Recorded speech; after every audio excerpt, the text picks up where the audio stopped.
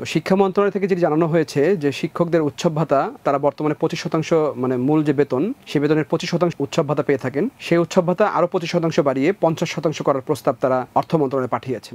দর্শক আসসালামু আলাইকুম। আজকে আমরা আলোচনা করব বেসরকারি শিক্ষকদের উৎসব ভাতা কতটুকু বাড়বে, কি অবস্থায় আছে এবং অর্থ মন্ত্রণালয় কি বলছে সেই বিষয়ে। তো যারা প্রথমবারের মতো আমাদের ভিডিওটি দেখছেন অবশ্যই আমাদের চ্যানেলটি সাবস্ক্রাইব করে রাখবেন। আপনাদের ভালোবাসায় আমাদের এগিয়ে যাওয়ার অনুপ্রেরণা। দর্শক আমি যেমনটি বলছিলাম যে গত 2 দিন আমরা কিন্তু শিক্ষা মন্ত্রণালয় এবং অর্থ মন্ত্রণালয়ে 2 মন্ত্রণালয়ে দৌড়ঝাঁপ করেছি, জানার চেষ্টা করেছি যে শিক্ষকদের উৎসব ভাতা কতটুকু বাড়ছে।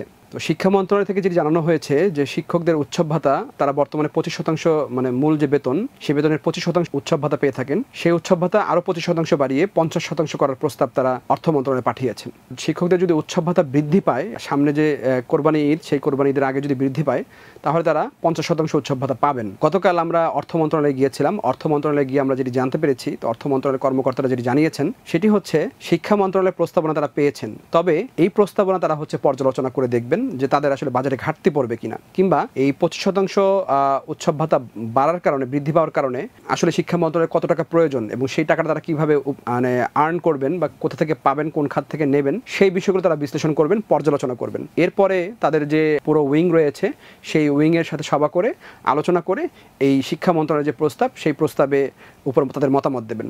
তবে ধারণা করা হচ্ছে যে যেহেতু শিক্ষা মন্ত্রণালয় থেকে একটি প্রস্তাবনা পাঠানো হয়েছে সেহেতু সেই প্রস্তাবনাটাই অর্থ মন্ত্রণালয় মেনে নেবে। কেননা সাবেক শিক্ষা উপদেষ্টা ডক্টর ওয়াহিদুদ্দিন মাহমুদ এবং বর্তমান শিক্ষা উপদেষ্টা সিআর আবরার মহোদয় দুইজনই কিন্তু শিক্ষকদের উৎসব ভাতা বৃদ্ধির বিষয়ে ইতিবাচক মতামত দিয়েছেন এবং শিক্ষা উপদেষ্টা যিনি বর্তমানে রয়েছেন সিদ্দিক জোবায়ের তিনিও কিন্তু ইতিবাচক মতামত দিয়েছেন। তো যেহেতু শিক্ষা প্রশাসনের সর্বোচ্চ কর্তা ব্যক্তিরা এই বিষয়ে ইতিবাচক মতামত দিয়েছেন সেহেতু ধারণা করা যাচ্ছে যে খুব দ্রুতই হয়তো শিক্ষকদের যে উৎসব ভাতা সেটি 50% হবে এবং 50% করার পরে এই বিষয়ে একটি প্রজ্ঞাপন জারি হবে।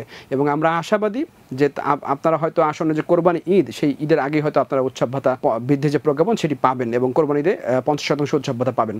এখন আসি আরেকটি বিষয়, যেটি হচ্ছে 50% উৎসব ভাতা বিষয়টি শিক্ষকরা জানার পরে একটি মিশ্র প্রতিক্রিয়া জানিয়েছেন। অধিকাংশ শিক্ষক এই প্রস্তাবনার বিরোধিতা করেছেন, এমনকি যারা বিভিন্ন গণমাধ্যমে কর্মরতরা সাংবাদিক রয়েছেন তারাও কিন্তু বিরোধিতা করেছেন। কেননা শিক্ষকরা কিন্তু আন্দোলন করেছিল শতভাগ উৎসব ভাতার আন্দোলন করেছেন। দীর্ঘ 22 দিন তারা প্রেস ক্লাবে আন্দোলন করেছেন, অনশন করেছেন, পুলিশের লাঠিচার্জের আঘাত খেয়েছেন। এরপরও শিক্ষা প্রশাসনে যারা ঊর্ধ্বতন কর্মকর্তা রয়েছেন তাদের আশ্বাসের প্রেক্ষিতেই কিন্তু এই আন্দোলনটি স্থগিত করা হয়েছিল।